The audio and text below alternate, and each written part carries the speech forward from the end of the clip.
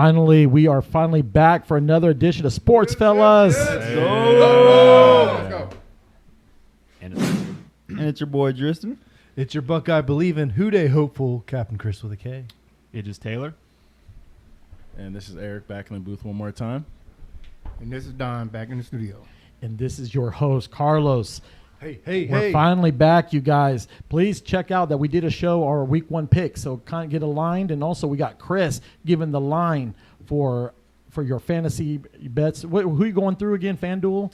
DraftKings is who I'm DraftKings. using. Good. We are not sponsored by them, but Yeah. just tune in. We'll give you some good advice. We're happy to be sponsored by them if they'd like. So if you win, don't forget who took care of you. So we're going to break down a little bit of the NFL games, college game of the week, also Eddie Money sports thoughts, doing our little giveaway, and our favorite show, Mano a Mano. So before then, let's go ahead and give a quick pause and thank our following sponsors. What's up, folks? It's your pal, Chris with a K. Let me introduce you to a new friend of mine, Ryan Wagner at Wag Sports Memorabilia in Des Moines, Iowa. Your number one source for sports memorabilia. We're talking hats, t-shirts, jackets, and all sorts of other items. And not only that, Ryan can get you any of these items for any team, NCAA, NFL, NBA, and the Major League Baseball guys. So make sure if you're in Iowa, and especially Des Moines, stop in at Wag Sports Memorabilia. Also find them on the web at www.wagsports.com. Thanks, Ryan. You guys have a great day. All right, you guys. So here, week one is finally here. The first game opened up was the Buffalo Bills visiting the Super Bowl champions Los Angeles Rams, which we saw Josh Allen give the beat down to the Rams. I'm going to start this off with you, Eric. Welcome back. I'm glad you're back. It's good to be back. I like that. Tell me a little bit about the game. What were your thoughts on that? I was happy to see Josh Allen. Looks like he's hungry. Looks like he studied in the offseason, and they look like they haven't lost a beat. And I saw a Los Angeles Rams team that looked like they're in a Super Bowl slump. Matthew Stafford looked like Matthew Stafford of Detroit, unfortunately. And their season is that offensive line. Wow. Von Miller was getting back there at will. Whoever number 97 is, he was eating as well. The defense played great, but the Rams, they need some help. And, that's my take on that. I was disappointed in the Rams, man. I had high hopes for them, especially coming off that Super Bowl win. Cam Akers played a couple snaps. He didn't look good, so they relied on Darrell Henderson. And it looked like Cooper Kupp was the only receiver out there. Phenomenal once again, but they picked up Allen Robinson. I'm very disappointed that he only had one catch. Very disappointed. He could have been utilized a lot more, in my opinion. And yeah, like Eric was saying, the offensive line looked terrible, against the Bills. The Bills look phenomenal. They look great. I see why everybody's choosing them to be Super Bowl favorites, because if they keep playing like that, they will be. And then, back to that, when it came to, the first half, it was, a great game, both sides, both offense and defense from the Bills and the Rams, they're, playing great football. And then all of a sudden, the second half, it starts and, the Rams defense and offense, it was just non-existent. Great game by Cooper Kupp, but yeah, like Eric said, Matthew Stafford was playing, Detroit football. So, but I wasn't surprised, for the result. Like you said, Justin, he did, his study over the summer break. He did his thing. Stephon Diggs, let's not, forget, he basically just, took it to Jalen Ramsey all game. So To me, it was a pretty good game. It's just that I noticed between both teams, their rushing game is really not where it should be. But if you want to make it in the playoffs, you're going to need to develop the run game. Now, granted, with Josh Allen running, he might be able to take care of most of that. But I seen him stiff armor this defender, and I'm like, geez. He's not scared. That's a And highlight. he's taking on a whole lot of, hits. And I'm worried that later on in the season, if he keeps continuing this, he can set himself up to be hurt to kind of put the Bills, chances to get into the Super Bowl, at risk. So he needs to kind of like rely on the rest of his offense to take care of business. And of course, on the defensive side of the ball, what else can you say? They ran wonderfully. So for my take is, both teams didn't run the ball well. Rams, that, like you said, have the Super Bowl, hangover, and they just kind of came out flat in that second half. And they just need to work on develop their run game, throughout the rest of the season. Yeah, I think the big difference was the Bills looked like they were playing to win, and the Rams were looking like they were just trying not to lose, and we saw the result. I mean, Josh Allen had a good game. He had a couple, errant throws, but overall, he looked like an MVP candidate. And then on the Rams side, I think they might be begging Andrew Whitworth to come out of retirement because that left tackle had a rough game. They just look shell shocked, and I feel like they really need to, just get back to where they were at the end of last season because it was a rough game for them a couple nights ago. Yeah, and I think everyone said pretty much what happened in the game. I for one I think this to me just confirms my reason for not wanting to bet on week 1 games because there's just you never know really what's going to happen at this point. And so yeah, that's pretty much all I got to say about it. I will say one thing. I was happy for the Rams. The rings look great. Those Super Bowl rings are sweet. Those were some nice rings. Definitely. And to me, my take on it was Coach McDermott. I like this new scheme that's going on because there's new coaching going on. But here's the thing, though. I'm glad that you brought that up about Josh Allen, Don, because the thing is, Josh Allen, you could tell he's got a chip on his shoulder. Mm-hmm. And the thing is I think he's having nightmares when he sees Patrick Mahomes and when he sees that logo of the Chiefs because it's like these guys have got me twice. Third time's a charm. You know what I'm saying? It could happen, but this time instead of doing it at Arrowhead, let's try to bring it back to Buffalo if that's the case. Nah. Okay, Tristan, no. See, there you go again. See, every year. One day I'm going to upgrade my stuff, and we're going to do a censorship on you. We're going to do it. I'm going to cut you off, man. One day. But all right, let's go ahead and move on to the next game that we find a little interesting here. We've got the Carolina Panthers against the Cleveland Browns. Chris, tell me a little bit about that game. Yeah, well, this is the big return for Baker Mayfield going against his old team that really kind of pulled it over on him, kind of stuck it to him. I mean, he thought he was going to get his second big contract, playing hurt, playing for the team, and they wound up just doing him pretty dirty, I would say. And this is a revenge game, and I think he's going to have some pretty good revenge in this one. I believe it's in Carolina as well. I think Cleveland is the away team. And if preseason showed anything, I don't think there's going to be any love for Deshaun Watson, even though he's not even going to be – he probably didn't even fly with the team for this game because he was getting a massage. Yeah. Oh. Anyway, I have a feeling that Carolina, if you look at them last year, they were pretty good. When McCaffrey's in, they're a playoff team with a quarterback, and I think that they've got one with Baker, so this is going to be a romp for them. Yeah, kind of going off what Chris said, I think it's going to be a big revenge game for Baker Mayfield. He's got a big chip on his shoulder, and honestly, I think even people who aren't Carolina fans are going to be rooting for them just because of the way that, how things went down in Cleveland, how they did him dirty. So I do think that Carolina has the pieces to succeed. They've got McCaffrey who's healthy. They've got some good receivers. And, I think they're going to, if they can slow down Myles Garrett, they can put up some points. I don't know if Jacoby Brissett can keep up with that. I agree with what both you guys said, man.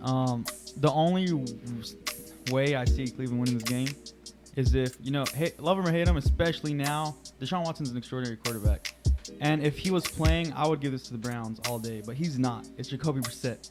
I do not have faith in him to win against Carolina, and especially with Baker Mayfield with the chip on his shoulder against his old team, man. I got Carolina in this one. So, first off, I'm going to say that even though Baker was done dirty, this is a business at the end of the day. Sure. So the players can get done dirty. Hey, everybody's getting paid good money here. So if they didn't like him, they dealt. Well, and they're still paying him pretty good money. Of course. I mean, Cleveland's still paying Baker pretty good money to play for another team. I think this game really comes down to Christian McCaffrey. I mean, we really haven't seen him in 2 years, and he hurt his shin. He got cleated with his shin earlier this week, so he just got pulled off the injured list. So can he stay healthy? They're a playoff team if he's playing a whole year. He is a dynamic player. He makes them better. He makes them he affects the passing game, the running game, those good things. But if he's healthy, they can win games. Baker is going to win more games than Sam Darnold could. He is a better quarterback than Sam Darnold. I do not believe in USC quarterbacks. I stand by that statement. So I think Baker can win a couple more games to get them there. But to me, the whole team rest on Christian McCaffrey in the run game. Yeah, I agree with every single one of those points. However, I feel like biggest thing, about Baker Mayfield is going to be, with how his emotions are going to, turn out, throughout the game. But, both teams, it's evenly matched. Both, great teams in their own way. But Baker Mayfield, he does seem to, play good under pressure. Just going back to Oklahoma, Cleveland, at one point, and then now with Carolina, and then going up against, his former team. It's just, like all you guys said, it's like a revenge game for him, but, he has to play it smart. The way I see it is with Carolina, I know you guys got Christian McCaffrey, but I want to challenge this year Baker Mayfield getting the ball out to more like Robbie Anderson. Yeah. Get DJ. We already know DJ Moore is a top wide receiver, but now bring in more weaponry so that takes the pressure off Christian McCaffrey. Christian McCaffrey is a menace offensively. Defensively, I miss the days back when Luke Kuechly was there. Those dynamic defensive players, you just can't stop. Now on the other side, Baker Mayfield's going to be looking on one side. You got Jadeveon Clowney and you got Myles Garrett over here. Like what's going to happen? Is he's already familiar with them, so that's to his advantage. So I'm hoping that he can bring Carolina back because I miss them being in the playoffs. They're a fun team to watch, but still you got Tampa Bay in the background. So we'll just have to see as the seasons progress. All right, next game up, the NFC North. We got the Minnesota Vikings taking on the Green Bay Packers. Dristan, tell me about the game. All right. Well, this one, I'm going to go with Minnesota. Green Bay's got a lot of new receivers. I think the top receiver right now is Sammy Watkins and probably Alan Lazard, who is, I think, questionable. He's out. Okay, that makes it even worse. But it's just, he got new receivers going into new offense. And besides Aaron Jones and A.J. Dillon, I don't see much going on for Green Bay offensively, besides Aaron Rodgers as well. He's a phenomenal quarterback. But it's Minnesota's year to take that division, and I feel like they're going to take advantage of Devontae Adams being out of that team. Yeah, I'd have to agree with you on that one. Minnesota's going to take this game. Granted, Green Bay has a good defense, but I just don't see them containing Justin Jefferson or Adam Thielen, and let alone Dalvin Cook coming out of the backfield. So Kirk Cousins is ready to, take this team, full force and just taking control of that division. And like you said, without the offensive weapons that he needs to throw the ball to, I don't see Aaron Rodgers really elevating the rookie quarterback, receivers, to get them to that next level to help them win games. Because the defense is only going to do so much because Minnesota's defense is not terrible either. So Kirk Cousins is going to be able to better manage, the offense and get them moving down the field and help, the defense stay fresh, though, to keep, Green Bay contained. Yeah, I like Minnesota. They're one of the teams I'm a fan of on the side. One of my side teams. But it's still Aaron Rodgers' division. Has been for a long, long time. Teams come, players go, coaches come and go, and yet Aaron Rodgers still wins that division.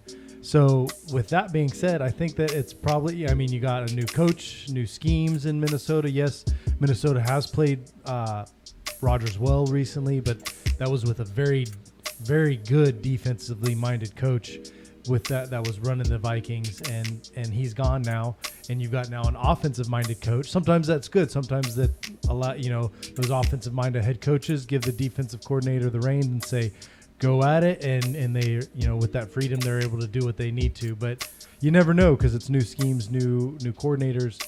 So we'll see. But I think you got to get, you got to knock the champ out. That's kind of my philosophy. So. Yeah, I'll be interested to see what this Green Bay offense looks like without Devontae Adams. I do think, it might take the Packers a couple weeks to get things situated, and in the meantime, Minnesota's going to, score points. They've got Justin Jefferson, and then they've got Dalvin Cook, two of the top players at their respective positions. So I do think Minnesota's going to come away with this one just because, offensively they're going to perform better. On paper, it says, the Vikings have, the skill set when it comes to, players in each of their position, but I feel like it comes down to Kirk Cousins. If Kirk Cousins doesn't play like Kirk Cousins, Minnesota has a chance to win this game. If not, I mean, Aaron Rodgers is going to do his thing. And same thing like I mentioned before, Minnesota offensively, they have to utilize their weaponry. I mean, besides, we already know Jefferson is elite, so he's going to be covered. Adam Thielen has developed a great rapport with Kirk Cousins. Okay, we got that. Dalvin Cook, of course, a powerhouse running back. But let's let the other wide receivers step up. They've got that kid Osborne. He's like a third. I think he's a third string. And then their tight end. Do you recall who's their tight end? I do not. Herb Smith. Yeah, it's Irv Smith. Irv Yeah. Smith. Get the tight ends involved. I mean, Kirk Cousins got the arm, so he'll like that. He'll like it. Just take care of him. All right, so we'll see what goes on. Next up, we have Ed's team, the Dallas Cowboys, America's team. Them boys. They're going to take on the Tampa Bay Buccaneers. Well, I'm going to go ahead and let you have the floor on this one, Ed. What do you see going on tomorrow? We'll wait. Go ahead. Go ahead. To be honest, I really don't have faith in them. What? Denied. Oh, wow. It's Tom Brady's coming. He's coming in. You got Mike Evans. Their defense. Tampa Bay's defense is it's lights out. Perfect. And just the Cowboys, their inconsistency. Zeke, you don't know what you're gonna get. Dak, I mean, it's a hit or miss. We don't have Amari. We don't have Cedric Wilson. So it's a whole turnaround, on the offensive side. So, to be honest, I think Tampa Bay is going to take this game. So.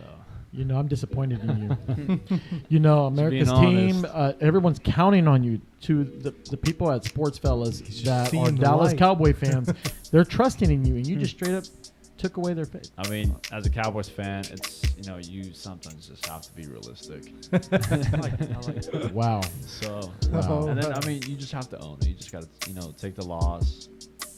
So be it. Dang, this is a fan. You're gonna get censored, and if Jerry Jones comes over here, I don't even know that guy. Listen, Oh, I agree with you, Ed, man. The Cowboys have a good team. I think it's going to be a close game. Though both great offenses, it's just the fact Tom Brady's coming back. I don't think anything that's happening with the jail is going to affect him because Tom Brady, he's going to go in there focused on purely the game, and he's going to play like Tom Brady. It doesn't matter how old, doesn't matter what's going on around him. I feel like he plays phenomenal, and I feel like he's going to continue doing that, especially with the weapons around him. They still got a lot of the same players they did when they won the Super Bowl a couple years ago. So I see them coming in there. The Cowboys will give them a good fight, but I give it to Tampa Bay. I'm with Tristan. I think it's going to be a close game. I think what's going on off the field is going to affect Tom Brady because he hasn't been at training camp. He's been away from the team. That consistency and fluidity you get with wide receivers and a new tight end because you don't have Gronk isn't going to be there. So he's going to be rusty a little bit. Now, it is Tom Brady, so the rust is probably going to be off after the second series. But I think if Dallas can strike early and often and rely on their defense, Micah Parsons, Van Der Esch, to do what they need to do and not let those receivers run free and stop the run game, I think they have a chance to win this game. I picked Dallas in the football pool. So that's where I'm at. Oh, no.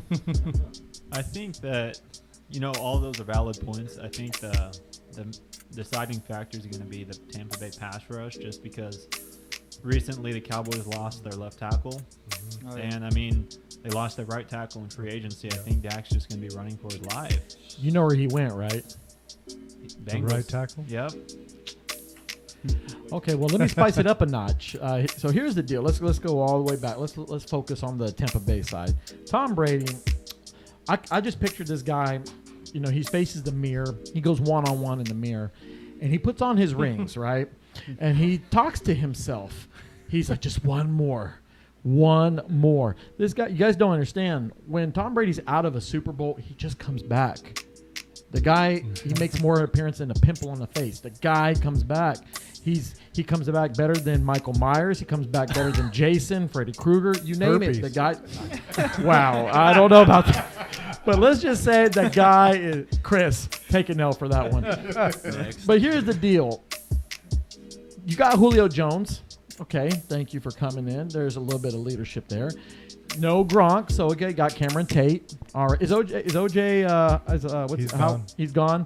Okay, but still, you still got Lenny as the running back. They also picked up another running back. I can't recall who it was. They picked up They have Giovanni Bernard. Giovanni but Bernard, he's right? more But of the third. yeah, he's third more down the guy. third. But okay, that being said, now look at the Dallas side. Dallas is young. They can make a surprise. Parsons, of course, defensively, he's going to go after Tom Brady. They're going to attack that side. But here's the deal. At the end of the day, I feel they're going to have to capitalize on mistakes if Dallas gets the opportunity to capitalize on that. If not, they got to contain Tom Brady. That's where I see it. But I think I'm going to have to give this one to Tampa Bay because they're just coming in with a little bit more arsenal to take out Dallas. So it'll be a fun game to watch. The game, last but not least, the game of the week, it is the Denver Broncos going to Seattle to visit Russ's former team, the Seattle Seahawks. Don, tell me what you think the game's going to go down tomorrow. I think Russ is going to, had a lot to prove, against Seattle. I think with the weapons he has, he's going to throw it all over them. Javonte Williams is going to have at least a good over 100 yards rushing. And Seattle right now, I don't think they'll be able to contain it. They'll score some points, but I think Denver, hands down, just going to dominate them the whole entire game. I think Denver's going to win this game. Russell Wilson is going to prove that Pete Carroll should have kept him. I think he has weapons. He has a better offensive line than he's had the last 5 years. They have a better defense than he's had probably the last 8 years, give or take. He's going up against his old team that paid him a lot of money. He's still getting paid a lot of money, so he's going to prove that he's worth every penny of it. I think Pete Carroll made a mistake going with Geno Smith over Drew Lock. Shout out to Mizzou. Geno Smith hasn't been good since he was at West Virginia. So I don't see that as being a good choice. Better coaching, better players, better defense. This is Denver's game. Russ is going to cook. I just think that, they've got some better players on both sides of the ball. Seahawks really don't have they have a quarterback that is a starting caliber. That's debatable. So I think Broncos are going to make a statement. Yeah, I'm not going to give my pick, and I shouldn't have given it earlier. If you guys want to hear our picks, come check out our pick show, right? Follow along, and I think we're keeping track of them this year. Someone keeping track, so keep track and see if you can outpick us in our pick show. But I am curious to see a few things. I want to see the reception Russ gets. He should get a pretty warm welcome, I would think. I mean, he still took him to and won a Super Bowl for him, so I think Seattle will be friendly at least at first before the game starts. We'll see what happens afterwards. And I'm curious to see how he reacts being the enemy of the 12th man rather than the friend. He's used to being on the good part of that side. So curious to see how that goes. And I really want to see what is Seattle's got in store, because there's a lot of question marks surrounding that entire team, top to bottom, I think. And so I just curious to see where they're going to line out. As Taylor said, Russ is going to cook, man. Seattle has a terrible defense, below average offense, with their starting quarterback. And Russ is just going to drop bombs on them, bro. He's going to go off, and I feel like it's going to be a nice revenge game for him. Yeah, I mean, it comes down to, one team has Russell Wilson and one team doesn't. And along with just the field day, Jerry Jeudy's going to have field day all day. Interesting. Great points. But let's be realistic on the domestic side. When we brought in Russell, we just needed a quarterback. Everyone around the league knew that Denver was just a couple pieces away. And then I am glad John Elway and the new management, new owners decided. See, that's why Walmart's big, you guys. They just take over. So it was a smart move what they did. I'm not sponsoring Walmart, by the way. I'm just saying. Here's the deal. I am so happy. We picked up Russell Wilson. We also picked up the Dallas Cowboys defensive rush player, Gregory James, I believe. Randy Gregory. Yes, there you go. Thank you for correcting me. The deal is, you guys should have paid him. But no, you guys didn't do that. So it's kind of like Super Bowl kind of fever. I'm remembering when DeMarcus Ware, he came to Denver. He finally got a ring. And this is what we're seeing. Jared Judy's going to, Cortland Sutton's going to have a great game. Jamal Williams. Melvin Gordon will take the load. But here's the deal. This is the best deal of all deals. If Russell don't win, Sierra's not going to let him come home. So there is an incentive. There is an incentive. Once again, I did not sponsor that. But all right, you guys. So that concludes our interesting games there. Let's talk a little bit. Let's switch over to the college side. So the college game of the week was Texas against Alabama. It was a close game, nail biter. It was in Texas. Alabama barely scraped by. I'm going to start this off with you, Eric. Just give a little recap of the game. The Tide came out soft. Texas came out hot without a missed field goal. Texas wins that game. Honestly, an unranked Texas going up against a 1 point or the number one team in the nation and only losing by 1 point. In all honesty, they should drop from number 1 to maybe number 2 or number 3. Because in power rankings, you count that game as a loss. Of course they can rebound. Nick Saban was mad. I feel sorry for the starters because they're about to get ran in practice and dragged in film study. But at the end of the day, the Heisman Trophy winner took over the game. They won the game. They did the adjustments like Nick Saban always does. They got it done. It was ugly, but they won the game, and the Tide are still rolling. Texas.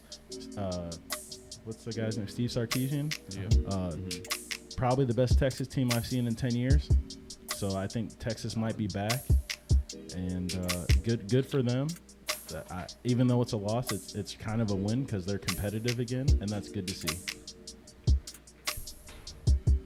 I mean, I didn't follow the game much. I'm not much of a college guy, so I'll just pass. Next. I mean, it was, even though it was a loss for Texas and a win for, on the win-loss column, when you look at it, it was really a loss for Alabama and a win for Texas when you look at the standing and stuff.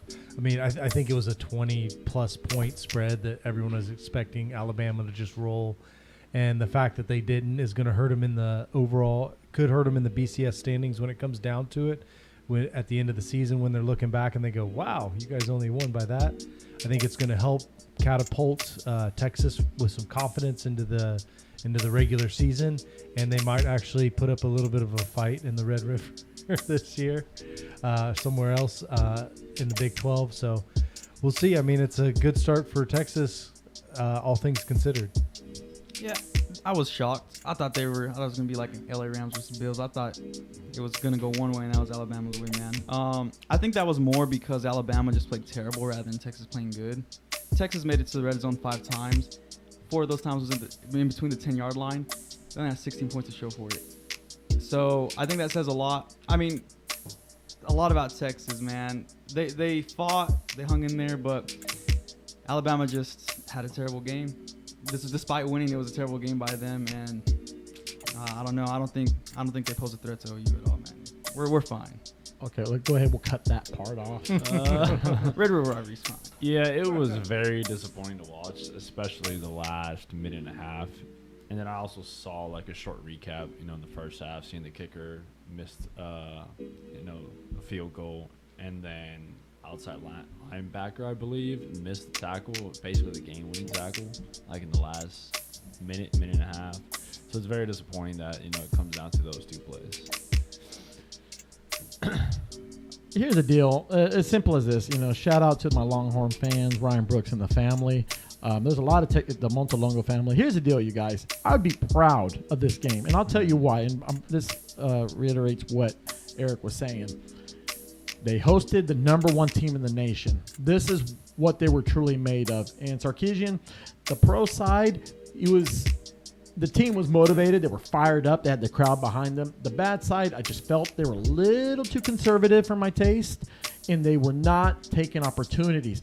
It was given to them in a silver platter. The way that did you see Nick say he looked like he was about to have a heart attack? Carlos, let me ask you a question. If Texas starting quarterback doesn't get hurt, does Texas win that game?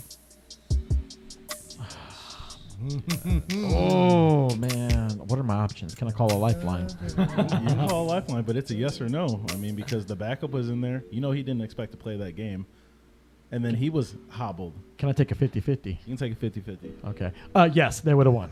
That answers that. But here, and I appreciate what Chris said here. This is now the platform. Defensively, their pass rush got much better.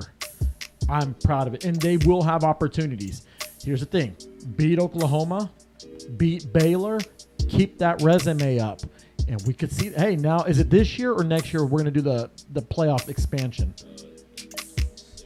It's supposed to be 26, but as early as 24. I say it's seems to be getting faster and faster as things are. So come on, Archie changing Manning. Come pretty on, quickly Manning. in Let's the get this team going. college football sphere. All right. So we will tune into the show next week, and we will give out our another college game day of the week. Let's go ahead and give a quick pause and take our following sponsors. Since 1990, Wichita's own Superstar Sports has everything for the fans' needs, whereas for NBA, NFL, MLB, NHL, or either college. So please check them out at either the Town West Mall in Wichita, Kansas, or the Town East Mall, Wichita, Kansas. Whereas Superstar Sports, where every fan is welcome. All right, so just pick one player here. We have the NFL fantasy starters, keeper or sleeper. Start off with you, Ed. Who would you keep in this week one lineup for your fantasy football? Jamar Chase. I'll go. I said this on our Wednesday's podcast. I'm going to go CD Lamb. I mean, Aaron Rodgers. I mean, anyone that's. If you had Josh Allen, that would have been good. Got to go with McCaffrey. I'm going to go with Josh Allen. He put up 31, depending on your league, 31, 36 points. Ran the ball, touchdown passes. The one interception, I think he had 2. The one was not his fault. That receiver bobbled it. So he probably would have put up 40. So Josh Allen. I'm rocking with Devontae Adams for the Raiders. How did I know that? I knew you were going to go for Devontae Adams. Well, I'm going to give a shout out to one of my favorite tight ends in the league, Mark Andrews. It never fails. I mean, him and you like when I do that to you. For the audience out there, Taylor here is a big Ravens fan, so shout out to the Raven fans. Grim, miss you, my friend. Travis Prophet. Here's the deal, you guys. I picked Mark Andrews because Mark Andrews is the safe haven for Lamar Jackson. It just doesn't fail. The guy's there, he's an end zone menace. So I think I'm going to go for that one, Mark Andrews. All right, you guys, thank you for that. Follow up on that. We will stop real quick and give a pause and take our following sponsors. Razor Cut Information would like to thank you, Ernie Reles, at State Farm, located at 11330 East Central, Wichita, Kansas. Please visit Ernie to talk about your home, auto, life insurance needs. As they say, like a good neighbor, State Farm is there. Thank you, Ernie. It's that time, you guys. It's Eddie's Money Sports Thoughts, brought to you by Dalby Design. Contact Dalen Hastings or contact him online at dalbydesign22@gmail.com. Contact him for your digital marketing needs. And that being said, they are giving away a gift certificate to Superstar Sports at Town East or Town West in Wichita. If you're an out-of-towner, you will get a gift certificate to fanatics.com. I got money. Ed. So, Arizona Cardinals cornerback Antonio Hamilton injured himself in a cooking accident, which put him out 4 games. An injury like this could hurt the Cardinals. What are your thoughts? Yes and no at the same time, because for the first game going up against the Chiefs, they don't have that deadly weapon anymore in Tyreek Hill. So, it's a hit or miss, to be honest. Yes, the first 3 games are difficult matchups, man. The Chiefs, and then we got the Raiders, and then we got the Rams, and we got the Panthers. So, but we don't know how the Panthers will do. I think it does because they have. I think PFF ranked in their division. They're ranked 3rd in their DB group. So PFF got them ranked really low. I think last year they finished like 24th among coverage or something like that. So they're pretty bad, and they got amazing safeties. Their safeties are phenomenal. It's just their DB, their corners. I guess they just let up a lot of yards, and their coverage isn't too good. And against the Chiefs, we got amazing receivers all around, I think, man. So having not just one weapon, but all 4, it's going to be Isn't it like just Malcolm Hardman and then the TikTok star, Juju McCall-Harmon, Travis MVS, Kelce's still there. Travis Kelce's still there. Sky Moore, the rookie's going to pop off. It's going to be everybody. I mean, it's the NFL. Cornerback is a position that tends to turn over, or, you get a lot of injuries, soft tissue stuff just playing. So, I mean, he could have just as easily gotten hurt in practices. Will it affect them? Sure, it doesn't help them. I mean, they need, like Tristan was saying, they're not great in their DB room. So every little bit does help. But, I mean, it's the NFL. Next man up. They're going to be okay from this injury. I mean, it's not a quarterback. So I think I don't think they're going to win necessarily. Or I don't think what I should say is I don't think they're going to lose because of this. Yeah, I would agree with that last statement. I don't think they'll lose because of this. I mean, Kyler's just going to have to continue to push the ball, score more points.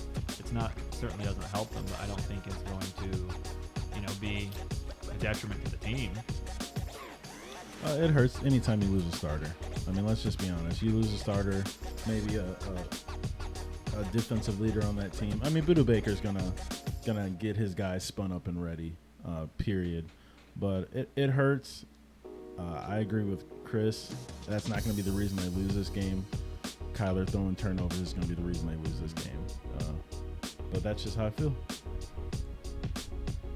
Yeah, right now with DeAndre Hopkins out, they only got two main receivers to throw to, AJ Green, right, and Marquise Brown. So he's gonna have to use his feet a lot, to be able to get down to the receivers and defensively. With the collection that Kansas City has, and I don't think they can contain it all. So I see this as being a win for Kansas City.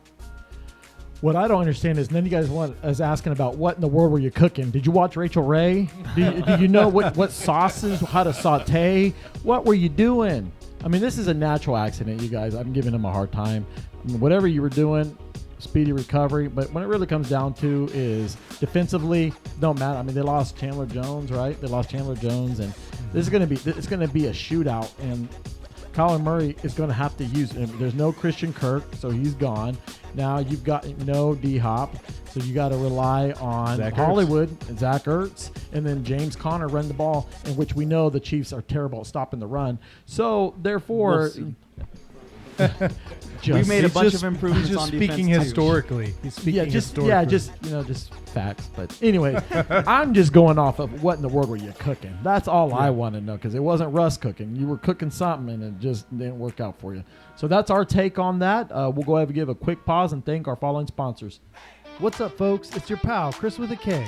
Let me introduce you to a new friend of mine, Ryan Wagner at WAG Sports Memorabilia in Des Moines, Iowa. Your number one source for sports memorabilia. We're talking hats, t-shirts, jackets, and all sorts of other items. And not only that, Ryan can get you any of these items for any team, NCAA, NFL, NBA, and the Major League Baseball guys. So make sure if you're in Iowa, and especially Des Moines, stop in at WAG Sports Memorabilia.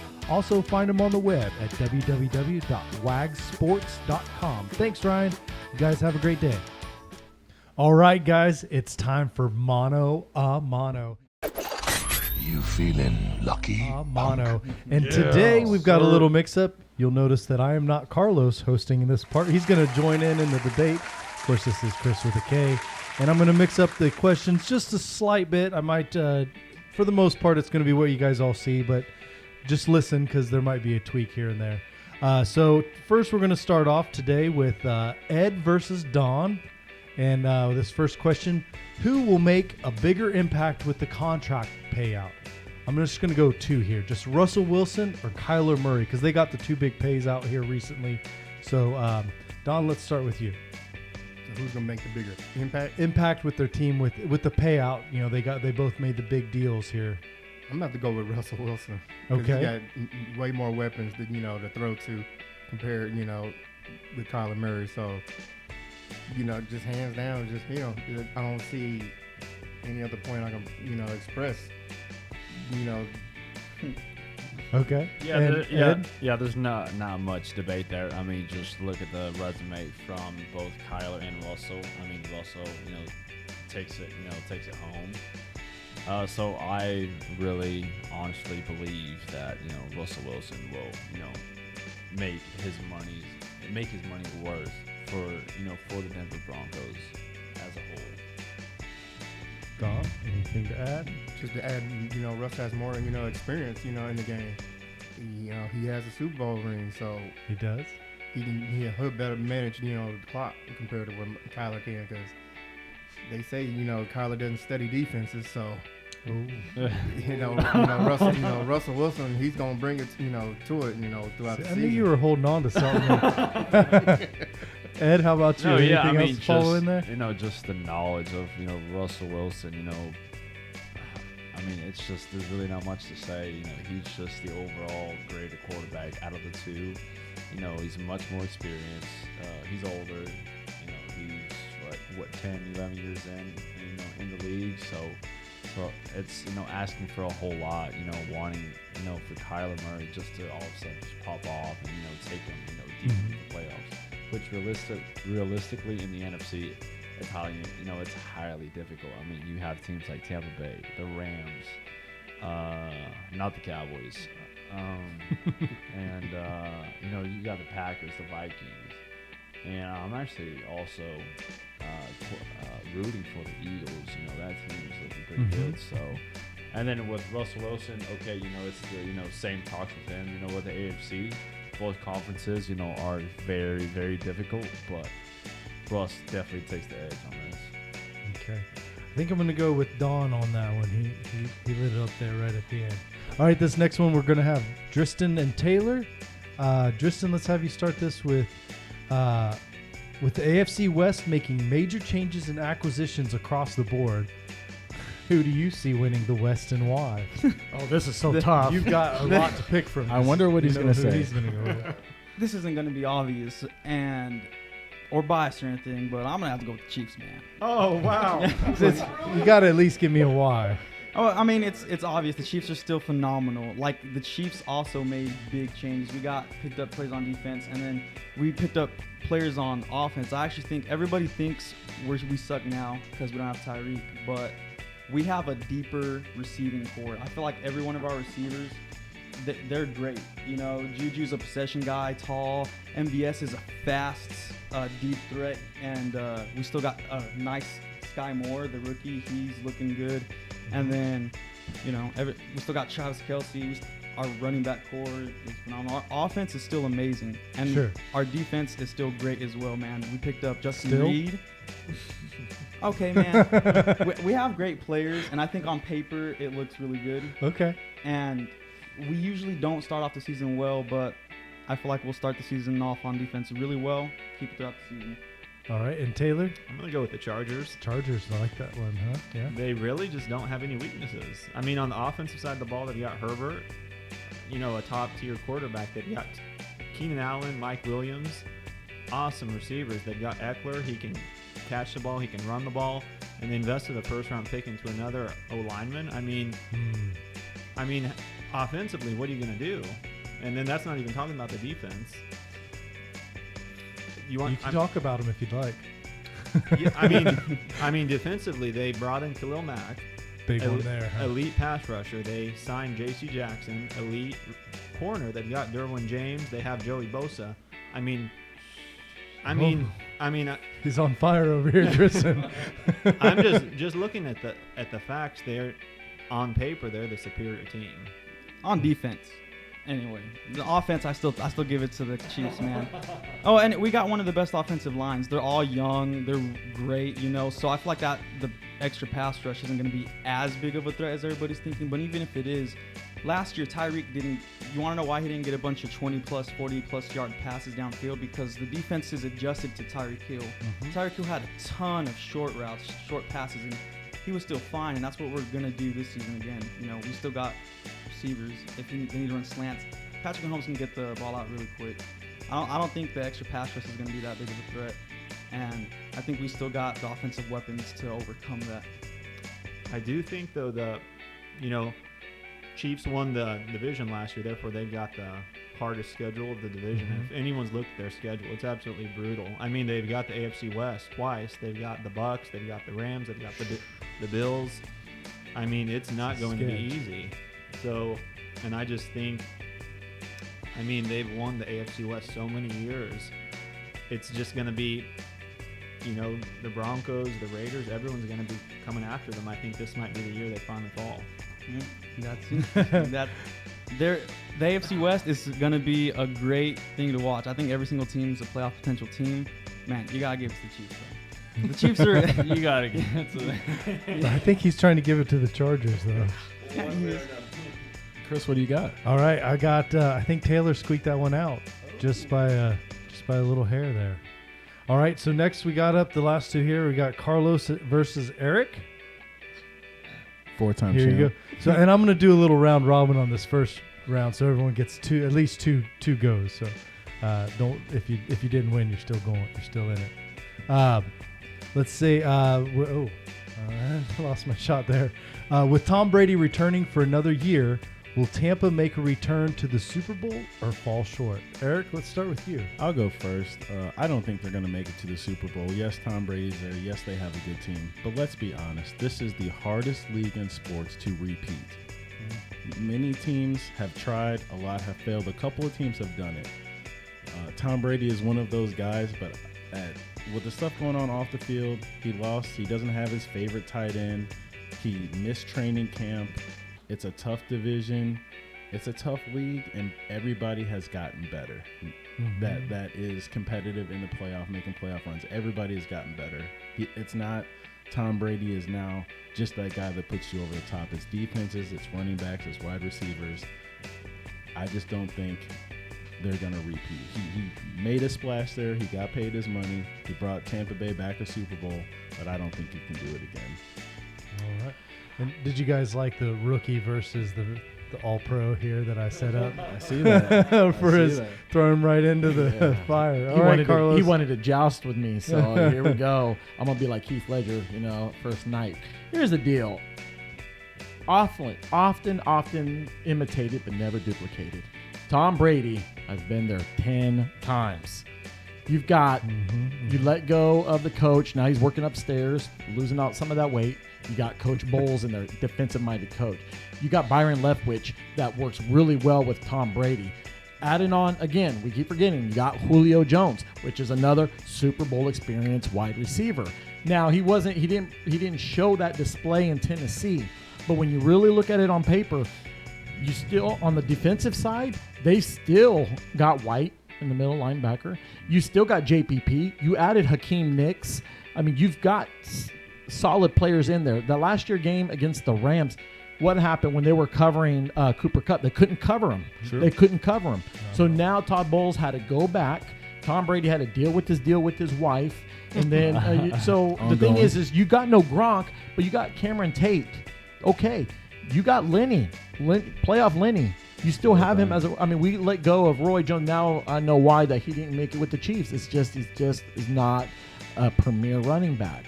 So what I'm going to say is this is where Tom Brady's the most dangerous. I sense another desperate time he's going to say, hey, you know what? Throw on that orange Kermesse jersey. We're going to make it look good. So I'm going to say, and I'm going to be very careful how I say this. I agree that things have changed, but I will tell you this.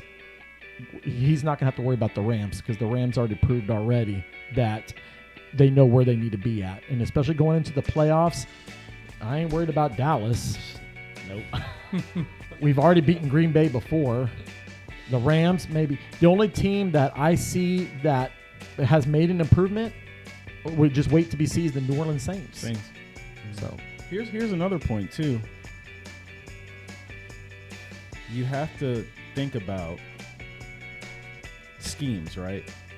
It's like that new girl that comes to the high school. Nobody knows about her. Nobody's seen her. Nobody knows her. So she gets all the attention, right? She's real popular. She pops off. They now have film on Tom Brady in Tampa Bay. All right. Yeah, he has a new head coach. Bruce Arians is still upstairs. Byron Leftwich is still. They're not changing the system. We have a year of film and how they play in Tampa Bay with Tom Brady. So it's not going to be rocket science like it was last year. How many quarterbacks have a good rookie year or a good year on a new team, and in that second year, they slump? They're mediocre. They're not the same because guess what? I know what you're going to do on 3rd and 3. I know what you're going to do on 3rd and 10. We have that scheme now. And the Saints, like you just brought up, have a safety that's bona fide now in the Honey Badger. So I think that's a game changer because the Saints always play Tampa Bay tough. I think that might be the difference in this division. The only thing I can reiterate is that what's going to go for them, and we haven't even talked about it, is their schedule. If they can squeak out certain key games, like they play the Colts this year, and the Colts we'll get to see because they're known to be a top 10 pass rushing team. We're going to see how that goes. They've got a date with Kansas City. They're going to see is, okay, how do we manage going on an offense? But that's more of like a Super Bowl preview. But when it really comes down to it, it's their scheduling that's going to try to help them out. Okay, so here's you say their schedule's in their favor. Can Tom Brady take them and make a run if they don't have home field advantage? Of course, they proved that in their Super Bowl. They didn't have home. Shut it down. I think they would have to have it this year over all the years. You can't shut down the champ until you've been a champ. Mm-hmm. You got to beat the man to beat the man. That's why he's got 7 rings. Thanos. Not Thanos. That's not part of this. How many? Wrong podcast. Yeah, exactly. I am very angry right now. We're on the sports talk. All right. I just don't think he can do it. I got to give Eric. He just edged it out. He got me with the How new much girl. is he paying you? How much is he paying you, Chris? Well, I mean, how much is he I'm paying not you? giving him no Steeler. Man, I gave him So- solid facts, throwback jerseys. No, it's okay. Hey, All right. Good one. So we got Eric on that one, just squeaking it out against the rookie. Tough. Let's get back with. Let's go with Taylor versus Ed here. We're gonna go. Will Georgia repeat as champions, or will we see a new champion in college football this year?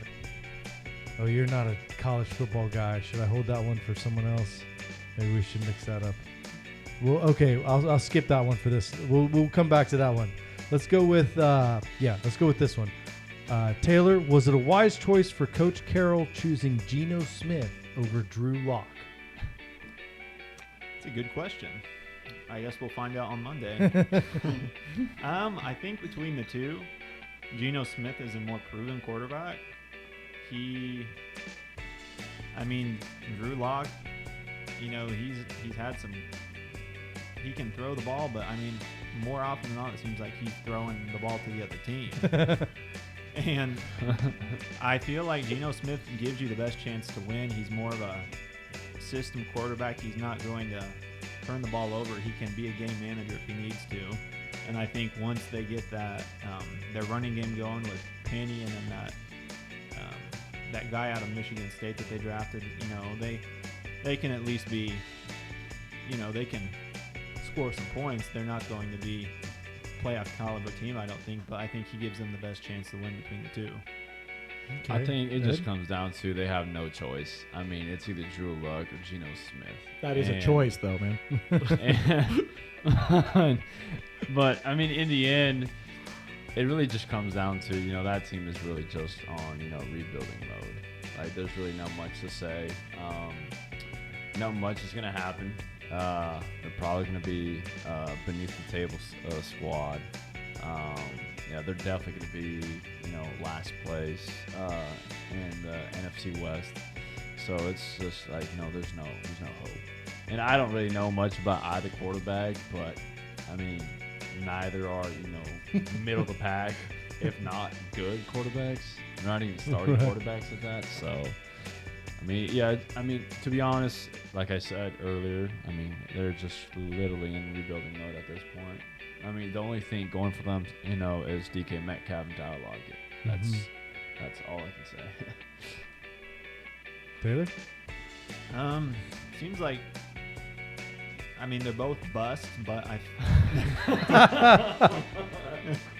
I feel like, of the two, Drew Lock just. If he's on the field, he's going to create more turnovers. He's going to do more bad than good. And Geno Smith can at least be. He can give you something. Sure. Yeah. Geno Smith, he's just that handicap type of quarterback. But having Drew Lock as your backup, playing in Denver, and to see what he did, it was awful. Mm-hmm. Other than. Wasn't he the starting quarterback against the Dallas Cowboys, and they beat him like 30 to something. So I guess that was the only good thing he had. Yeah. Okay, I've got to go with Taylor's both bust comment. They're both busts. It's true. They both went first round and wah, wah, wah, right out of there. All right, so I'm going to go back to that Georgia question for Don and Carlos. Let's start with Carlos. Will Georgia repeat as champions for this college season? I'm going to summarize it. Georgia looked very scary against Oregon. They made Oregon want to go back to Eugene and just say, we don't want nothing to do with the SEC. We're just terrible. Georgia looks like they have not skipped a beat at all. And that is scary because after the game that we saw today, Alabama against Texas, Alabama's wide receiving core was a tad bit slow. They're not as elite like we've seen previously, you know, with our Julio Jones, and some other star elite wide receivers. Georgia looks like a menace. I don't see why not they'd go back to the championship. I'd have to agree with them because on both sides of the ball, they seem like a whole complete team. And right now in the SEC, with Alabama playing the way they played against, you know, an unranked Texas team, you know, that's going to hurt them in the rankings. And then when the season progresses later on, you know, that's where when they finally start putting out the BCS rankings, that could hurt them depending on when they can get, you know, to that national title game in the playoffs. Because if they don't win the SEC, then, you know, that could knock them out of it right there. Carlos? I see that they're gonna either meet in the SEC championship, and they both struggle against arch rivals LSU. I feel Texas A&M especially with Coach Jimbo Fisher, he's got something to prove, and so both teams they're gonna go on these paths. And the thing is that Nick Saban, you can never count him out. Since our lifetime that we've been watching, I think he's made a lot of national championship appearances. He just don't. Again, he's just one of those guys. He knows how to get them motivated at the right time. Now Georgia, they finally got their Super Bowl. Their BCS championship, and so they're happy right now. They haven't won in so long. Coach Saban's been there and done that. So I'm going to give the slighter edge to Alabama that they'll make the appearance, but it's all going to come down to when they meet. Are they going to take care of business, taking care of their SEC opponents? Don? Well, he pretty much said it right there. You know. Finish him. Yeah. I feel like that's admitting defeat. Well, it's just like, you know, Georgia just, you know, what more can you say about them? That they're playing like a national champion right now. So I don't see why they can't make it back to the national title game. You know, hands down. I think we're going to have to go with Carlos on that one. He pulled it out. Good job, rookie. All right, and one last time here for Eric and Driston. So, Eric, the 49ers kept Jimmy Garoppolo one more season. Will Coach Shanahan regret or appreciate this move? He'll appreciate it with Trey Lance being the full-time starter his first time. He's a run-first guy like he did at North Dakota State. He is a passer, but he's a kind of a run-first guy. So if he gets hurt, it'll be good to have Jimmy Garoppolo as your experienced guy. He knows exactly what he gets with Jimmy Garoppolo. Jimmy Garoppolo has worked well in that system. So I think it's a good thing. And he's on low money, so it doesn't hurt them to keep them. I think it's a $5 or $6 million deal that can go up to like 11 with bonuses and stuff like that, depending on how many games he starts and some things he does. But I think it's a good thing. You know, in this league, you have to have a backup quarterback because you never know with all these defensive pass rushers if your guy can get hurt on a freak play. So you got to have a quality backup. The teams that go far, that make it, always have the next man up, and I think the coach made the right choice. Tristan? Another thing I hate about mono, if we have the same stance on a subject, the first person that goes got to go. He said everything I was going to say. He's going to appreciate it.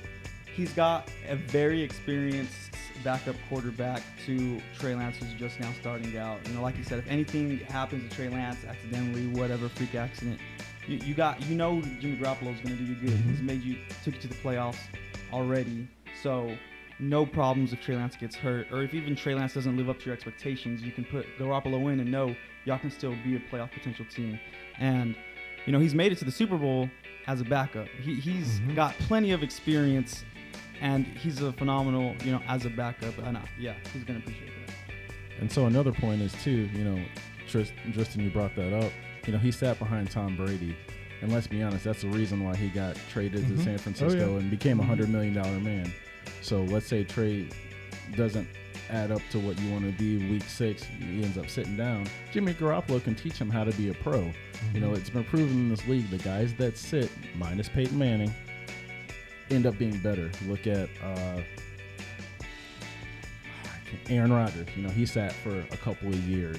You know, Patrick Mahomes sat for a couple of years. So, you know, yeah, Jimmy's the backup now, but to teach somebody to be a pro, I think that'll help Trey in the long run, you know, to have a guy. And I think Jimmy knows that he's not, you know, the starter. So I think there's not a lot of animosity there. I think it's more of like I can help you get better in the quarterback room, as opposed to like how Brett Favre did Aaron Rodgers. Like, I'm not going to teach you anything because this is my spot, son. Right.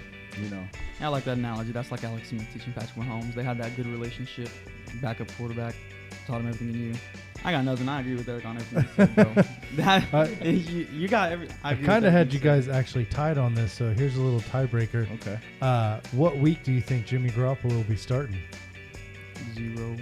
I think Trey Lance is gonna live up to the hype he's getting this season. I think he's gonna not play phenomenally, but play well enough to keep that starting position. Okay. And Eric? I think he can hold it as long as he doesn't get hurt. That's my biggest issue with him is, you know, he's playing with the real big boys now, and he hasn't really got hit. You know, he didn't really get touched in college. Do you think that he'll be able to make it full 17, or do you see maybe week 10, week 8 if getting he gets hurt and if he gets pulled, it'll probably be by week 6. Okay. That would be my guess. That's usually around the time coaches are like, hey, this isn't working, we're going to go different directions. Usually around week 6. One thing I like about Trey Lance is that he's got that running potential. He can scramble. I think that nowadays you see all the quarterbacks on every team, they're starting to move towards the scramblers. They love the scramblers. You know, if you have a bad offensive line, you can still do it with, like, say, a Patrick Mahomes, you know, Lamar Jackson. They can just get out of the pocket, get 10 yards, get that first down, and he's capable of that. He's capable of getting rushing touchdowns. And that's something, you know, Jimmy Garoppolo isn't as capable of, not as fast, and yeah, I think that's really nice. I think that's a good point. But at the end of the day, I think Kyle Shanahan knows who he has in both his guys, and he picked Trey Lance for a reason. So I think as long as he doesn't mess up too bad, he'll be the starter. I actually, when I asked the question of what week, I already had 6 in my head, so I got to go with Eric because he said week 6. Sorry, man. I got you on that. Hey, man, what can I say? You are the champ, bro. Thank you. That's Thank right. you. So we had 2 guys that were undefeated in those 2 rounds, and it's Eric and Taylor. So I'm going to have you guys square off on this final question here, because I know we're getting a little shorter on time. We'll wrap it up with the final question that we have listed here. Baltimore Ravens mascot Poe the Raven was injured during a preseason game. Will this foreshadow the injuries that were sustained last year? It's a great question for the final question, by the way. Bringing in the mascots. So as we all know, last year the Ravens were just snake bit in the injury department. I mean, I believe almost on a historical level, the amount of starters that they had go down. And it really showed up at the end of the year where they went 0-6. So is this, last year we started off with Dobbins, their first pick and first starting running back, starting off the whole injury caravan is Poe. Taylor, as a Ravens fan, I'm going to let you knock this one up here. Well, hopefully Poe is the last injured Raven we see this season, the first and last. So, I mean, you know, like you said, the Ravens had, you know, their injuries last season were historic. I don't think, when it's such an outlier season, you can't repeat that, you know, and I don't foresee that happening. I follow the Ravens, and at least in practices, they're being much more cautious with their players. They're, you know, giving, you know, more rest days. They're using special equipment. They're doing everything they can to prevent those injuries. And, you know, hopefully that translates to the field. I think their bigger issue right now is getting those players who were injured last year back to full health. You know, Dobbins, Marcus Peters, Gus Edwards, Ronnie Stanley. So, you know, if you're asking me, I don't think their season's going to be as injury ravaged as it was last year. Eric? Every NFL team encounters adversity with injuries. Okay, I think Lamar put that on his back and was like, hey, I'm going to bulk up this year. because I can't afford to be out. I don't have an agent. I don't have a contract, so I'm going to make sure that I make it through this season. Injuries are going to happen. Do I think it's going to be as bad as last year? No, I don't, because, they've learned, the training staff has learned their guys. So I don't think it'll be as a major factor, but I think really the Ravens live and die on how Lamar plays, because if he gets hurt, I don't even know who their backup is. And their backup is not going to be nearly as dynamic as him. So as long as he stays healthy, that's really the key to the team. And I'm going to bring up this very good point. The last time the Ravens were good and they played their quarterback to not give him a long-term deal, that man made a 3-game stretch, won a Super Bowl, and they had to pay him $196 million. That was Joe Flacco. Yes, sir. Will history, like last year's injuries with Poe, and the Bird Poe, will that repeat itself, and they're going to have to break off Lamar with the biggest contract, because he's going to demand the highest contract if he takes them through the playoffs. Yeah. I mean, if he balls out and does what Flacco did, he's going to demand that, and he does deserve that. But like we both agree on, they're not going to be as injured as they were. I think, Lamar he's going to have better protection this year. The line's going to be better. He's not going to be running for his life like he was last year, and I just think that they're better suited this year. They've got better depth. They're just better suited to to succeed, and I think it's going to show on the results, starting tomorrow. But Chris, we also have to remember they play in the toughest division they in football. do. Every game is outside in divisional wise. So it's not, these early fall, late summer months. It's December, November, January, where these injuries really start to creep up when it starts to get cold. I think the Ravens are going to be a good team. I hope Lamar stays healthy. I don't want to see a good player get hurt and lose out on money. He's a good player. He's a former MVP. He deserves to get paid.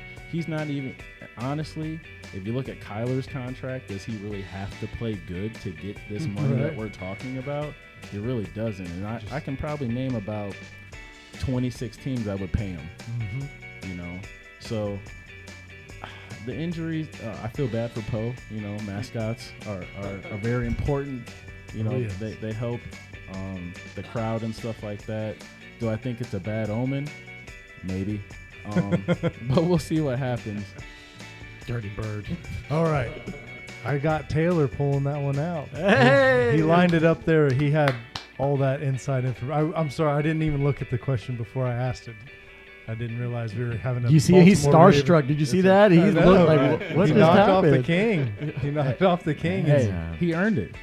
And respectfully, in defeat, I respectfully bow down to that. You did it, man. Good job. Thank you. Can I ask just a general, real quick question? I'm curious what everyone, before the season really gets going, who everyone's NFL MVP pick is this year. This isn't a mano. This is just to wrap up. I'm going to take a shot on the dark. I've been high on this kid since he came in the league. I think it's going to be Justin Herbert. That's a good, could be a really good one. I'm not hosting now. We can give this back to Carlos. Oh, no, that was just great. Okay, I'm not going to steal your thunder. Josh Allen. Why not? Oh, that's a good pick. I'll go with Patrick Mahomes. You got to, right? Well, if you're going to do that, I'll go with Joe Burrow. Jackpot, Joey. I've got to go with my guy Lamar. Oh, Dog, who you got? Well, I'm not going with obviously. I have to go with Derek Carr. He's going to have a much better season. I'm starting to see a trend here. And I'm going to have to stick with Josh Allen, too. Yeah. Oh, okay. That's not bad. You guys, that was fun. Hey, we got a new winner. So you're going to start it off mano with Week 1 win. We're going to do is keep track. And so we're going to do something different this year. As you guys rack up your wins, you'll get a prize. We'll do a playoff system. And also, we would like to kind of give back to the community as well. So if you win, you get to choose your charity, what you want to give back to. So throughout the week, just keep track online what we're doing. And I know the audience, we got people coming in and out, but just know that we're going to keep it going. And also from the people that are here and the people that are not, we're just going to keep the show going. So any shout outs before we go? Yeah, a big shout out to you, Carlos, for, another invitation as well. And then, for just, making this happen. So thank you. Shout out to my cousin. This is baseball related. Braves just took the division. Looking pretty good for the Braves again. Looks like they're going to make that championship push. A big shout out to the audience. Thanks, guys, for listening. Make sure you like and subscribe us. And definitely check out some of our other shows, Wichita Vice, Silver Cosmos Surfer, and our new one coming out, Anime Insomniac. Yeah, just shout out again, to the listeners as well, the people who've been following us since the beginning. Thanks for the support, and you're in for an exciting season. Shout out to all the people in the armed forces that protect this country, let us do what we do. Shout out to Carlos for hosting us this show and letting us talk about sports. And shout out to a very special person to me, Kirsten Robinson. Yeah, I gotta also give a shout out to Carlos and the fellas here for joining me to come here and do my thing and try to be a little exciting and just, and all out having fun, just being with the fellas. Well, I'd like to say, first and foremost, thank God everything that we do. I appreciate the things that money can't buy. I appreciate you guys' friendship. I appreciate, I want to give a real cool shout out to our boy Eric in the back for just doing what he does. Thank you so much, Eric. That's amazing that you following me on this journey. Sky's the limit. And we're just going to keep pushing boundaries this year, keep reaching out and further. I want to thank also to the OGs. I want to go ahead and thank first most to LT.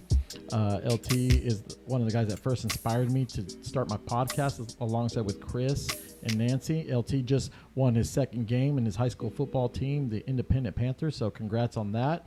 Also, I want to thank also to all the people that are in the nursing field, medical field, cooking, construction, you name it. Anybody that's on the grind from the morning up or working third shift, you name it. We appreciate that you take your time listening to us. Also, I want to thank my kids. I love you guys. Hope you're doing well. And all to the friends and family, thanks for everything you do. And we're looking forward to our show. Like Chris mentioned, we have our Wild West Sportsfella Edition show where we just break down fantasy and we also pick our weekly picks. Next game of the week is going to be the Los Angeles Chargers visiting the Kansas City Chiefs. So all the Chiefs Kingdom, get ready. This is going to be your show, and the Go Bolts. So this is going to be interesting. And other than that, thank you guys so much for what you guys do. We're out.